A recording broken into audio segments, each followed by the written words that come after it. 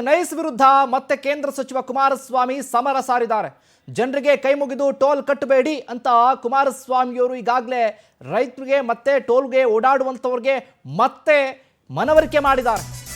ಯಾವುದೇ ಕಾರಣಕ್ಕೂ ನೈಸ್ನಲ್ಲಿ ಓಡಾಟ ಮಾಡುವಂಥವರು ವಾಹನ ಸವಾರರು ಟೋಲನ್ನು ಕಟ್ಟಬೇಡಿ, ಜನರಿಗೆ ಕೈ ಮುಗಿದು ಕಟ್ಟಬೇಡಿ ಅಂತ ಬೇಡ್ಕೊಂಡಿದ್ದಾರೆ. ಯುವಕರೇ ಟೋಲ್ ಕಟ್ಟಬೇಡಿ, FIR ಹಾಕಿದ್ರು ಬೆದರಬೇಡಿ, ರಸ್ತೆಗಳಲ್ಲಿ ಓಡಾಡೋರೆ ಕಾನೂನು ಕೈಗೆತ್ತಿಕೊಳ್ಳಿ, ಹೆದರಬೇಡಿ.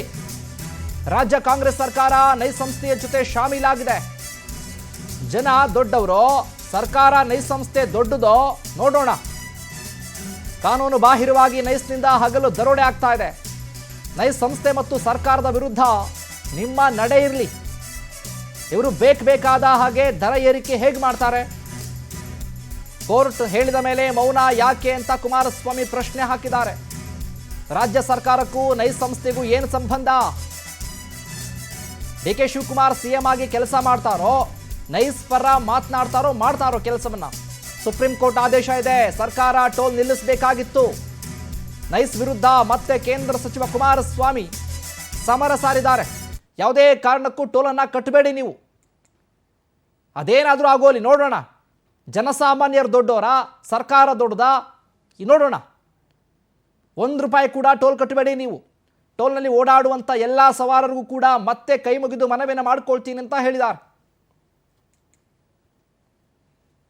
ತಗೋತ್ಕೋತೀವಿ ಅಂತ ಹೇಳಿ ಜನತೆ ಇವತ್ತು ಹೆದರಬೇಕಾಗಿಲ್ಲ. ಈಗಲೂ ಸಹ ಹೇಳ್ತೇನೆ, ಈ ಸರ್ಕಾರ ಅವ್ರ ಜೊತೆ ಏನು ಶಾಮೀಲಾಗಿದ್ದಾರೆ, ಸರ್ಕಾರದ ಜವಾಬ್ದಾರಿ ನಿರ್ವಹಣೆ ಮಾಡ್ತಕ್ಕಂಥದ್ರಲ್ಲಿ ಈ ಸರ್ಕಾರ ಜವಾಬ್ದಾರಿ ನಿರ್ವಹಣೆ ಮಾಡ್ತಾ ಇಲ್ಲ.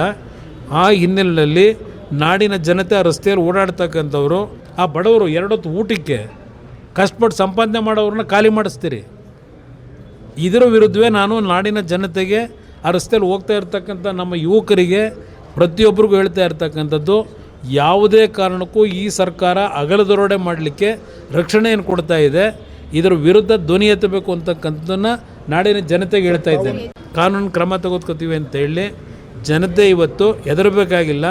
ಈಗಲೂ ಸಹ ಹೇಳ್ತೇನೆ, ಈ ಸರ್ಕಾರ ಅವ್ರ ಜೊತೆ ಏನು ಶಾಮೀಲಾಗಿದ್ದಾರೆ, ಸರ್ಕಾರದ ಜವಾಬ್ದಾರಿ ನಿರ್ವಹಣೆ ಮಾಡ್ತಕ್ಕಂಥದ್ರಲ್ಲಿ ಈ ಸರ್ಕಾರ ಜವಾಬ್ದಾರಿ ನಿರ್ವಹಣೆ ಮಾಡ್ತಾ ಇಲ್ಲ. ಆ ಹಿನ್ನೆಲೆಯಲ್ಲಿ ನಾಡಿನ ಜನತೆ ಆ ರಸ್ತೆಯಲ್ಲಿ ಓಡಾಡ್ತಕ್ಕಂಥವ್ರು, ಆ ಬಡವರು 2 ಹೊತ್ತು ಊಟಕ್ಕೆ ಕಷ್ಟಪಟ್ಟು ಸಂಪಾದನೆ ಮಾಡೋರನ್ನ ಖಾಲಿ ಮಾಡಿಸ್ತೀರಿ. ಇದರ ವಿರುದ್ಧವೇ ನಾನು ನಾಡಿನ ಜನತೆಗೆ, ಆ ರಸ್ತೆಯಲ್ಲಿ ಹೋಗ್ತಾ ಇರ್ತಕ್ಕಂಥ ನಮ್ಮ ಯುವಕರಿಗೆ ಪ್ರತಿಯೊಬ್ಬರಿಗೂ ಹೇಳ್ತಾ ಇರ್ತಕ್ಕಂಥದ್ದು, ಯಾವುದೇ ಕಾರಣಕ್ಕೂ ಈ ಸರ್ಕಾರ ಅಗಲದರೋಡೆ ಮಾಡಲಿಕ್ಕೆ ರಕ್ಷಣೆಯನ್ನು ಕೊಡ್ತಾ ಇದೆ. ಇದರ ವಿರುದ್ಧ ಧ್ವನಿ ಎತ್ತಬೇಕು ಅಂತಕ್ಕಂಥದ್ದನ್ನು ನಾಡಿನ ಜನತೆ. ಇದೇ ವಿಚಾರಕ್ಕೆ ಸಂಬಂಧಪಟ್ಟ ಹಾಗೆ ಹೆಚ್ಚಿನ ಅಪ್ಡೇಟ್ಸ್ ಅನ್ನು ಕೊಡ್ತಾರೆ ನಮ್ಮ ಪ್ರತಿನಿಧಿ ಶಶಿಧರ್. ಫೋನ್ ಸಂಪರ್ಕದಲ್ಲಿ ಜಾಯ್ನ್ ಆಗ್ತಿದ್ದಾರೆ.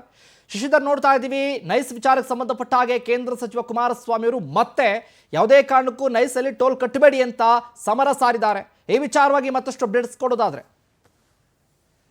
ಸಂಸ್ಥೆ ಪ್ರಾರಂಭವಾಗಿ ರಾಜ್ಯದಲ್ಲಿ ಸುಮಾರು 30 ವರ್ಷಗಳು ಕಳೀತಾ ಬಂತು. ಆಗ 30 ವರ್ಷಗಳ ಹಿಂದೆಯೇ ಸುಮಾರು 2,000 ಎಕರೆಯನ್ನ ರೈತರಿಂದ ಭೂ ಸ್ವಾಧೀನವನ್ನ ಮಾಡ್ಕೊಂಡಿದೆ. ಆದ್ರೆ ಆ ಒಂದು ರೈತರಿಗೆ ಸರಿಯಾದಂತ ಪರಿಹಾರ ಕೊಡೋದಾಗ್ಲಿ, ಅವರಿಗೆ ಮತ್ತೆ ಮನೆಗಳನ್ನ ಕಟ್ಕೊಡ್ತೀವಿ ಅಂತ ಹೇಳಿದ್ರು, ಮತ್ತೆ ಅದಕ್ಕೆ ಬದಲಿಯಾಗಿ ನಿವೇಶನಗಳನ್ನು ಕೊಡ್ತೀವಿ ಅಂತಂದ್ರು. ಆದ್ರೆ ಇದುವರೆಗೂ ಆ ರೀತಿಯಂತ ಕೆಲಸವನ್ನ ನೈಸ್ ಸಂಸ್ಥೆ ಮಾಡಿಲ್ಲ. ಅದ್ರ ಜೊತೆ ಏನ್ ರಸ್ತೆಯನ್ನ ಸುಮಾರು 200 ಕಿಲೋಮೀಟರ್ನಷ್ಟು ವಿಸ್ತೀರ್ಣ ಮಾಡ್ತೀವಿ ಅಂತ ಕೂಡ ಭರವಸೆಯನ್ನ ಕೊಟ್ಟಿದ್ರು ಅಗ್ರಿಮೆಂಟ್ ಅಲ್ಲಿ. ಆದ್ರೆ ಅವರು ವಿಸ್ತೀರ್ಣ ಮಾಡೋದು ಕೇವಲ 5 ಕಿಲೋಮೀಟರ್ ಮಾತ್ರ. ಅದ್ರ ಜೊತೆ ನೈಸ್ ರಸ್ತೆ ಸರ್ವಿಸ್ ರೋಡ್ ಎಲ್ಲೆಲ್ಲಿ ಇದೆಯೋ ಅಲ್ಲೆಲ್ಲೂ ಕೂಡ ಸಾರ್ವಜನಿಕರು ಓಡಾಟವನ್ನ ಮಾಡೋದಕ್ಕೆ ಅವ್ರಿಗೆ ಅವಕಾಶವನ್ನು ಮಾಡಿಕೊಟ್ಟಿಲ್ಲ, ಸರ್ವಿಸ್ ರೋಡ್ ಅನ್ನು ಕೂಡ ಮಾಡಿಕೊಟ್ಟಿಲ್ಲ.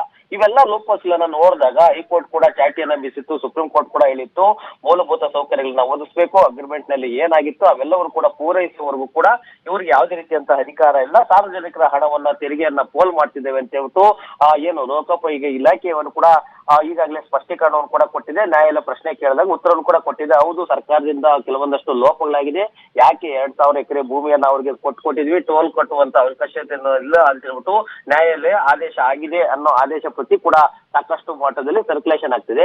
ಆದ್ರೆ ನೈಸ್ ಸಂಸ್ಥೆ ಇದನ್ನ ಒಪ್ಪಳಕ್ಕೆ ತಯಾರಿಲ್ಲ. ಇಲ್ಲ, ಕೋರ್ಟ್ ನ ಯಾವುದೇ ರೀತಿಯಂತ ಆದೇಶ ಇಲ್ಲ ಅಂತ ಅವರು ವಾದವನ್ನ ಮಾಡ್ತಾ ಇದ್ರೆ, ಈ ಕೇಂದ್ರ ಸಚಿವರಾದ SD ಕುಮಾರಸ್ವಾಮಿ ಅವರು ನ್ಯಾಯಾಲಯದ ಆದೇಶ ಇದೆ, ಹೀಗಾಗಿ ನೈಸ್ ಸಂಸ್ಥೆ ತಮ್ಮ ಬೇಡಿಕೆಗಳನ್ನ ಈಡೇರಿಸಿಲ್ಲ ಅಂತ ಹೇಳಿ ಆರೋಪವನ್ನು ಮಾಡ್ತಿದ್ರೆ, ಹೀಗಾಗಿ ರಾಜ್ಯ ಸರ್ಕಾರ ಮಧ್ಯಸ್ಥಿಕೆಯನ್ನು ವಹಿಸಬೇಕಾಗಿದೆ. ಶಿವಕುಮಾರ್, ಥ್ಯಾಂಕ್ ಯು ಶಶಿಧರ್, ನಿಮ್ಮೆಲ್ಲ ಡೀಟೇಲ್ಸ್ಗಾಗಿ.